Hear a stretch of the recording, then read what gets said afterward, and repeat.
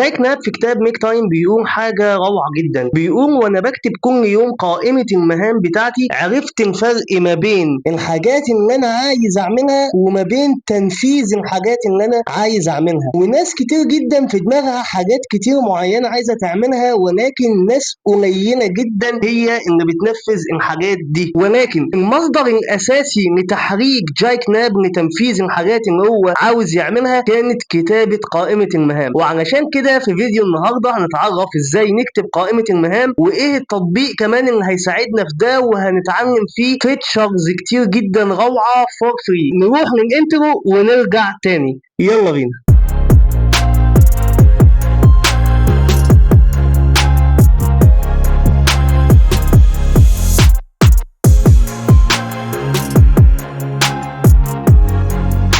وطبعا زي ما احنا ما شايفين من الباك جراوند عندي في الكمبيوتر ان احنا ان شاء الله هنشتغل على تطبيق تيك تيك. واللي ما يعرفش تطبيق تيك تيك هو تطبيق روعة جدا، هنتكلم عنه ان شاء الله شوية كده. ولكن قبل ما نخش في تطبيق تيك تيك وقبل ما نخش في كتابة قائمة المهام بتاعتنا، لازم تكون عارف ايه هي فوائد كتابة قائمة المهام. رقم واحد، تنظيم الوقت بشكل قوي جدا. وده طبعا يا جماعة طبيعي، لان طول ما انت عارف انت وراك ايه، مهامك ايه في يومك، فانت اكيد بتقدر تدير وقتك افضل من ان انت متشتت ومش عارف تعمل ايه او مش عارف ايه الحاجات اللي وراك النهارده. ففكره كتابه قائمه المهام، لا والله انا النهارده عندي هعمل واحد اتنين تلاته، اذا فانا مش فاضي النهارده في التوقيت ده. ممكن في اي وقت كان اي حد يجي يلا ننزل نخرج يلا بينا، لكن بما انك ان انت كاتب قائمه مهام، لا والله معلش انا مش فاضي النهارده، ممكن على الساعه كذا مثلا ابدا افضى. فتبدا انت فاهم يومك ماشي ازاي وبتدير وقتك بشكل كويس جدا. رقم اتنين هو انجاز اكثر من المعتاد. بمعنى ان انت لو بتنجز حاجات معينه بدون ما تكتب قائمه المهام بتاعتك، فانت لو جربت تكتب قائمه المهام هتلاقي نفسك بتنجز اضعاف اللي انت بتعمله. وده برضه شيء طبيعي جدا، لانك انت ما مجرد ما بتكتب قائمه المهام بتاعتك فانت بتفرغ دماغك وذهنك لحاجات تانية انت ممكن تفكر فيها، وممكن في حاجات تانية تنساها. طول ما انت بتكتب قائمة مهام فانت دماغك صافية ومرتاحة وذهنك كويس ان انت تبدع في حاجات تانية وتفكر في حاجات تانية وبرضه تكتبها كقائمة مهام في يوم تاني. فده بيخليك تنجز اكتر وبيساعدك تنجز اكتر من المهام بتاعتك. وانا عاوزك دلوقتي تجرب علشان تعرف الفرق ما بين كتابة قائمة المهام بتاعتك وما بين ان انت ما كنتش بتكتبها. فهتلاقي اكيد 100% ان في حاجات كانت بتسقط منك وفي حاجات انت بتنساها، ولكن مع قائمة المهام فانت كل مهامك قدامك، حتى لو نسيت حاجة فقائمة المهام بتاعتك هتذكرك. رقم 3 معانا واحنا اتكلمنا فيها بالفعل هو تقليل النسيان. زي ما قلت لحضرتك من شوية ان انت لما بتيجي تبدأ تكتب قائمة المهام بتاعتك فانت بتفرغ كل حاجة في ذهنك على ورقة وقلم او على تطبيق ديجيتال زي اللي ان شاء الله نستخدمه النهارده تيك تيك. فانت مش محتاج انك انت تقعد كل شويه تفتكر انا كنت عاوز اعمل ايه، انا ايه اللي ناقصني النهارده. لا، انت كل حاجه اوريدي موجوده قدامك، لو نسيتها زي ما قلت لحضرتك من شويه قائمه مهامك هتذكرك. رقم 4 ويمكن ده من اهم الحاجات او اجمل واروع الحاجات اللي انت هتحسها او هتشعر بيها وانت شغال في قائمه المهام بتاعتك، انك انت لما بتيجي تعمل تشيك بوكس على مهمه معينه خلصتها، فده بيديك شويه دوبامين كده وسعاده ان انا لا ده الموضوع رائع، ان انا انجزت مهمه، انا عايز انجز تاني، انا عاوز اكمل. وكمان تطبيق تيك تيك بيساعدك قوي في حاجه زي كده. يعني انا هقول لك على مثال بسيط جدا في تطبيق تيك تيك. بص اسمع كده معايا. فالصوت ده لما بتيجي انت بتفعل او بتعمل تشيك بوكس على قائمه انت خلصتها، معلش نسمعها تاني معلش. احساس روعه بصراحه وحاجه جميله جدا، الواحد بيحسها وبياخد شويه دوبامين سعاده ان هو عاوز يكمل اللي هو شغال عليه وينجز اكتر علشان خاطر يزيد من هذا الشعور الرائع.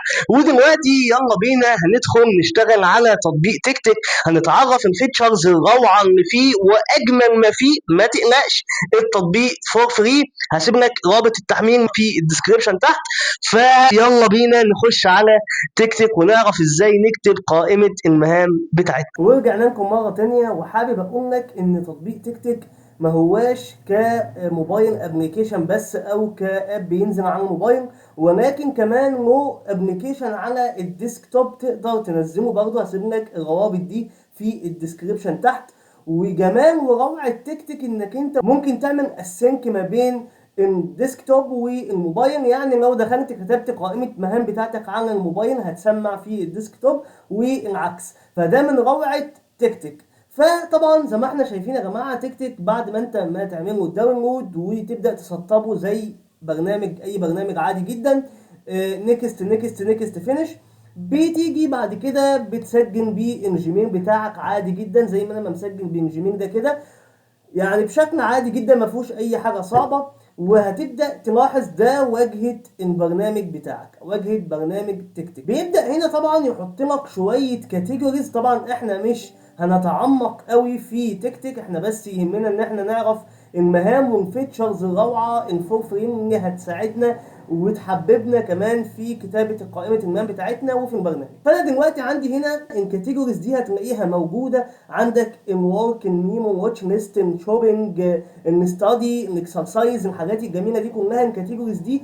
طبعا الكاتيجوريز دي يا جماعه انت ممكن تيجي هنا تعمل ديليت، تعمل دبليكيت، تعمل اديت وتغير اسمها خالص، مفيش مشاكل في القصه دي. ولكن دي مش قصتنا برضو، احنا يهمنا ازاي تكتب تو دو ليست. انا عاوز اكتب تو دو ليست بالحاجات اللي هعملها في الورك كمثلا الشركه بتاعتي او كايا كان، وفي مثلا الشوبينج انا بكره والله هشتغل على 1 2 3 وهعمل شوبينج وهشتري كذا. تمام؟ فتعالوا مثلا نشوف احنا هنعمل ده ازاي. هضغط على الورك هنا، فطبعا هنا هيقول لي اد تاسك. هبدا اخش هنا مثلا هقول له والله وليكن كمثال مثلا هشتغل مثلا او اهو هشتغل على مثلا وليكن اهو تاسك لارافيل، وليكن مثلا انا راجل مثلا مبرمج وهبدا اشتغل على التاسك ده واضغط انتر. ابتدى يحط لي التاسك بتاعي فين يا جماعه؟ في الورك. خلاص يعني بقى عندي هنا اهوت واحد في الورك يا جماعه. طيب هبدا اضيف مثلا تاسك تاني. هقول مثلا والله انا هنا هشتري لابتوب جديد، وليكن مثلا بكره ان شاء الله انا هشتري لابتوب جديد. تمام؟ طيب طبعا يا جماعه انا ممكن اضغط عليها واعدل عادي مفيش اي مشكله. تمام؟ طيب ابدا انها دلوقتي تقول لي طب يا هندسه انت دلوقتي قمت هشتري لابتوب جديد، طب ما نحط ده في الشوبينج. هقول لك كلام جميل قوي.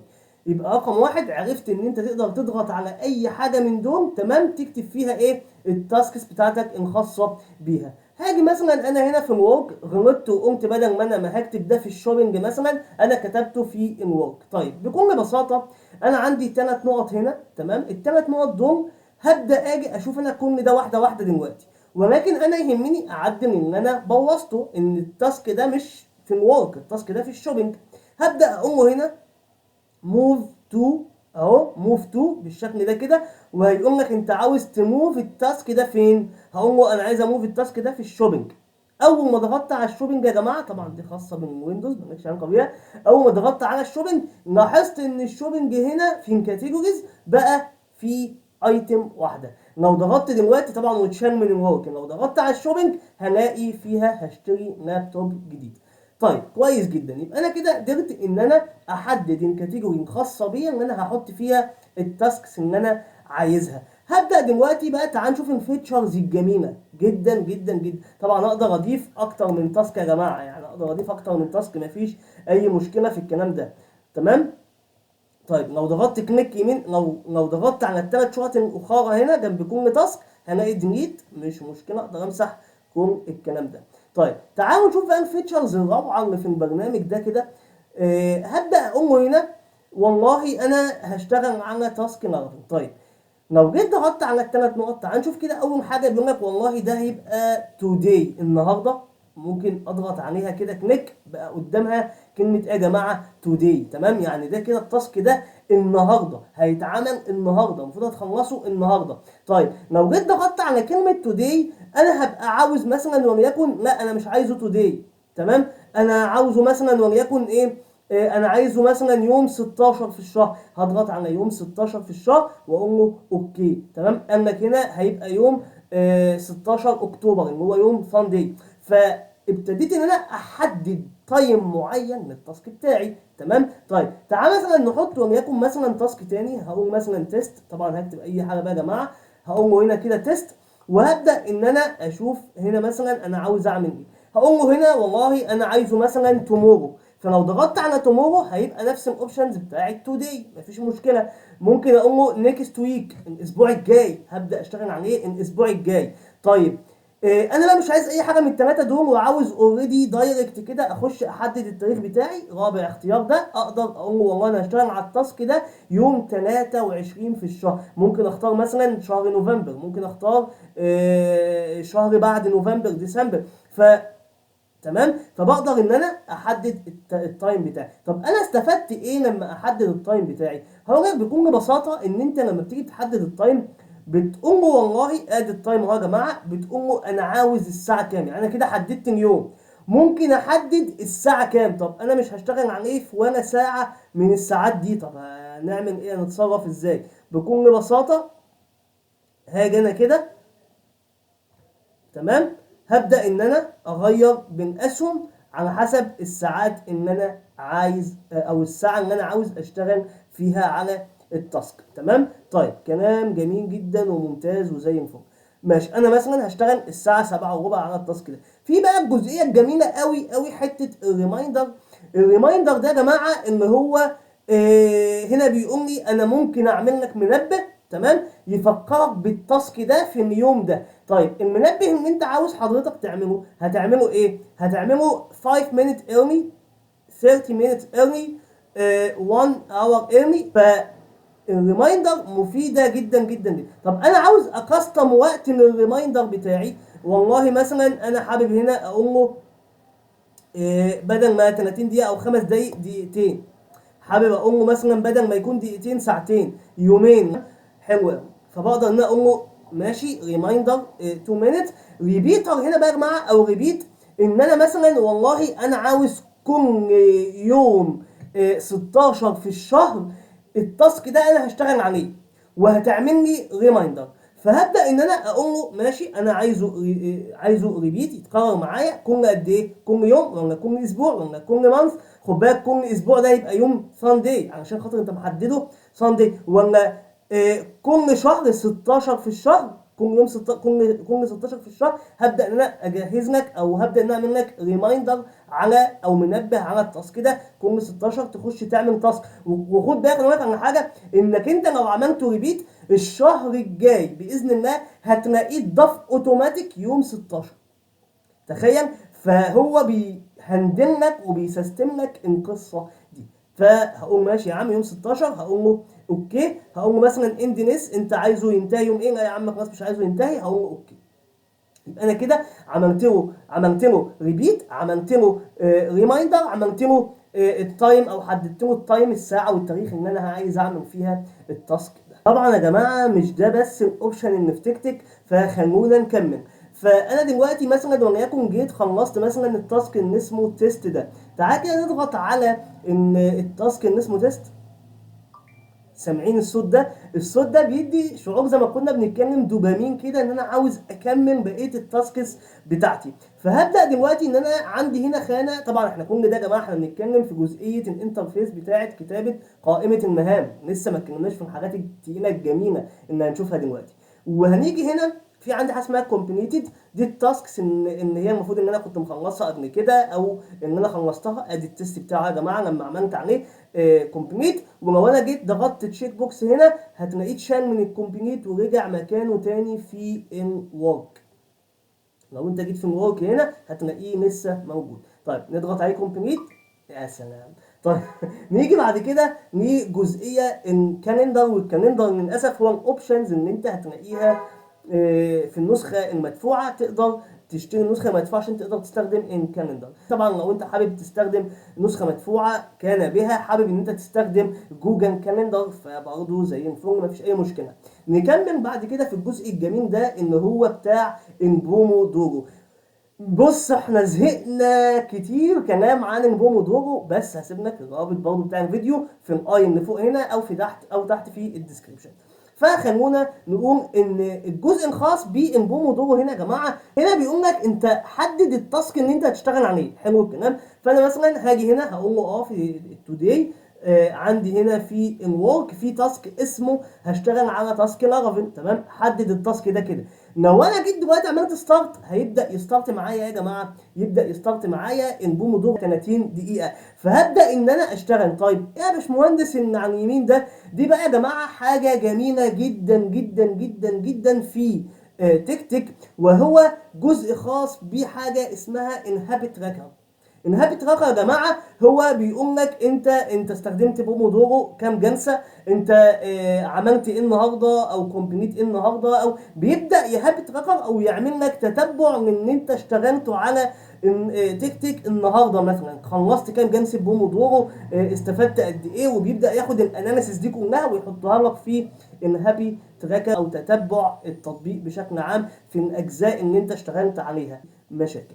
تمام، هعمل اند اهو يا جماعه. هنا طبعا لو ضغطت على 30 دي ممكن اخليها مثلا 50 واقول له اوكي هيشتغل على 50. لو ضغطت عليها تاني اقدر اتحكم في التايمر ده يا جماعه زي ما انا عاوز. طيب من ضمن الحاجات او من ضمن الكلام الجميل في تطبيق تيك تيك، وعاملين فيديو مخصوص للقصه دي، ان انت عشان تقسم يومك او تقسم السنه او تقسم المهام او ايا كان، بتقسمها على 4 محاور.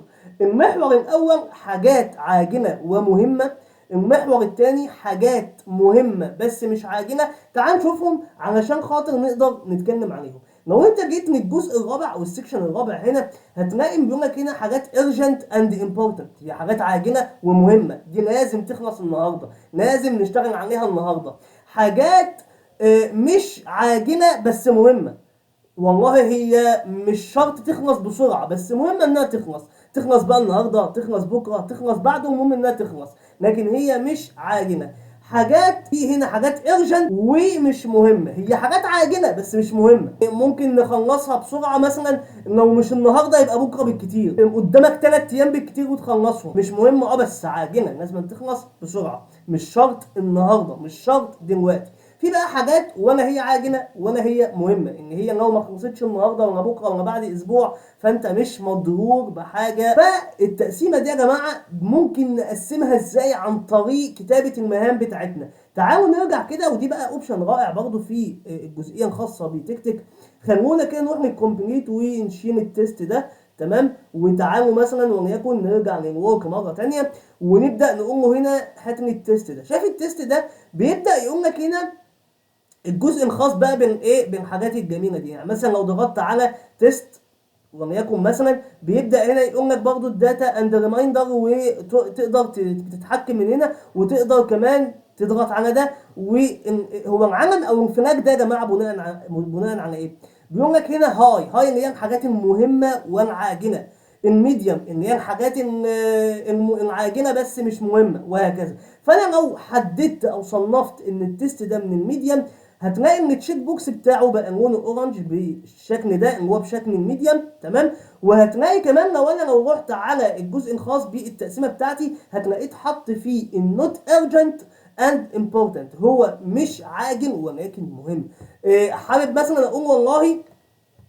مثلا اقول معلش بعد اذنك كده، يعني ان الجزء الخاص بلارافيل ده عاجل ومهم، ده لازم يخلص النهارده ويخلص بسرعه. هبدا اقول له طب معلش انا هكليك على ال3 دول كده، ال3 نقط، واقول له الانفلاج الاحمر ده. هتلاقي برضو ان اللون بقى ريد بتاع التشيك بوكس. لو رحت للجزء ده هلاقيه اتحط هنا في urgent and important.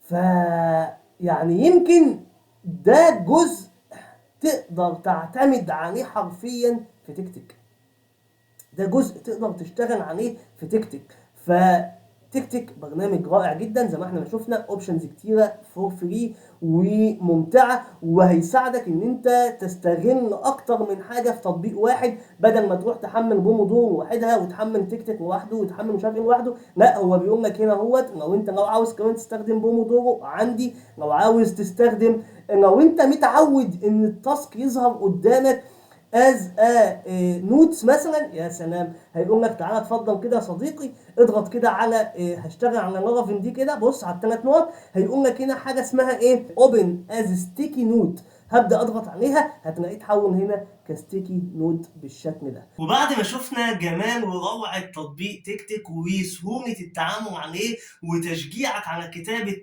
قائمة المهام، فما عادش ليك أي حجة، ابدأ اكتب قائمة مهامك دلوقتي. وكمان يعني ما تنسوش بقى يا جماعة سبسكرايب للقناة وشير الفيديو ده عشان تفيد أكبر عدد من الناس. شكرا جدا لكم والسلام عليكم ورحمة الله وبركاته.